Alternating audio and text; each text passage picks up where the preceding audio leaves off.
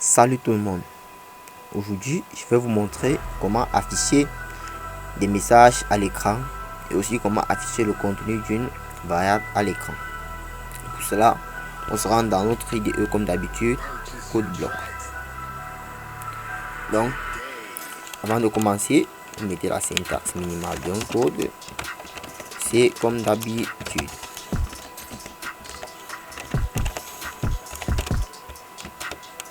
Je mettez return, désolé, return 0.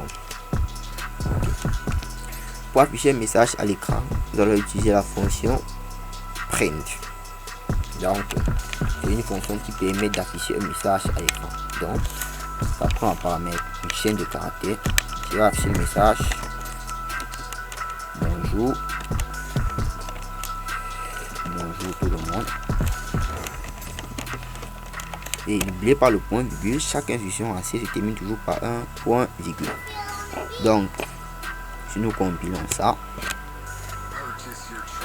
nous voyons bien qu'on a le message bonjour tout le monde. Donc, ça a ça que c'est la fonction printf. Vous pouvez afficher tout ce que vous voulez. Désolé.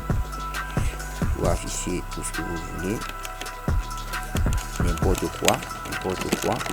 Vous compilez et ça va toujours.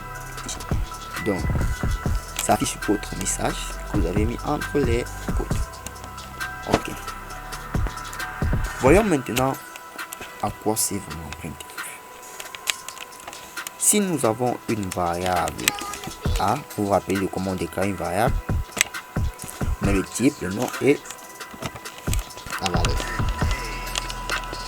Pour afficher une variable, le contenu d'une variable, c'est toujours la même fonction print. Donc rappelez-vous, print, c'est pour afficher toutes sortes de choses. Donc à la différence, ici on ne va pas mettre A, parce que si on met A, vous allez voir ce qui va se passer. Donc vous voyez bien qu'ici ça affiche A, alors que nous on voudrait que ça affiche le nombre 5. Qu'est-ce qu'on fait? Donc ici on met un modulo D pour indiquer à la machine qu'on veut plutôt afficher le contenu d'une variable. Donc, et après ici on met A. Ok, exécutons et après je vous explique comment cela fonctionne. Donc vous voyez qu'ici on a 5, on a bien le contenu de la variable A. Ok, ici le modulo D nous dit qu'on ne veut pas afficher le caractère D, mais qu'on veut plutôt afficher le contenu de la variable qui se place après la virgule. Donc si vous avez une variable B de type float par exemple, niveau 3.14, et que vous l'affichez, vous ne mettez plus modulo D, parce que modulo D c'est pour les entiers.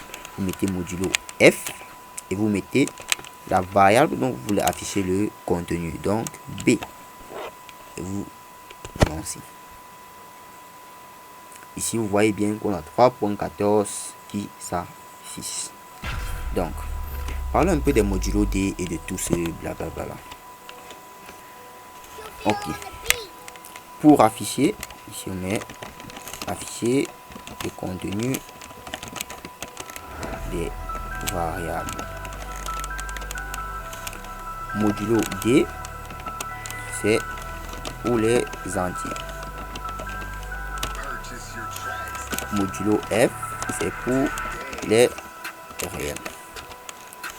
Modulo C c'est pour les chaînes de caractères. Modulo S, non, désolé, ça c'est modulo S pour les chaînes de caractères. Modulo C pour les caractères. Donc voici les quatre types de base. Donc vous avez vu comment on affiche le contenu d'une variable, c'est print. Vous mettez le type, modulo le type de la variable, et après la virgule, vous mettez la variable dont vous voulez afficher le contenu. De même, Si vous voulez afficher le contenu de plusieurs variables sur une même ligne, vous mettez juste modulo. Donc ici modulo f pour la première variable. Si vous voulez afficher a, comme a c'est un entier, on met modulo d. Rappelez-vous, c'est pour les entiers. Ici après b, vous mettez la virgule, vous mettez a. Donc quand on va exécuter le premier modulo f, on va le remplacer par le contenu de la première variable qui se place après la virgule. De même, modulo d, comme c'est après un autre modulo f, on va le remplacer par le contenu de la deuxième variable qui se trouve après la virgule. Donc si on compile ça, vous allez voir ce qui va se passer.